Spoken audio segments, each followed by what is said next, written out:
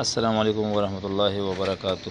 زما خوږو عزتمندو مسلمانانو، دا د اجي کیمپ سره نیر دی. اجي کیمپ ډېره مخامخ په هغې کې چې کوم دی نو دا د میخو سرونه را روان دي.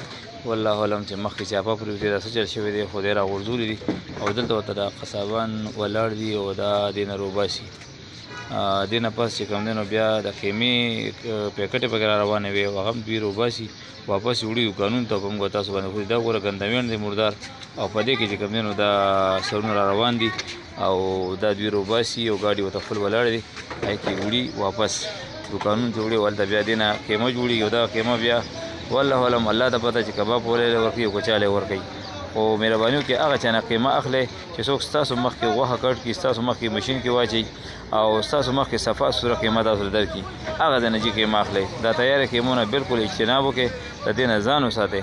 دې کې همدغه شي ناجوړي کېږي کوم چې په دې نیرونو کې دا ګنګرې راځي. مهرباني وکړئ دا مخکې ګروپونو کې شیر کړئ. دا د پېښور حالات دي. پېښور کې چې کوم دی نو نن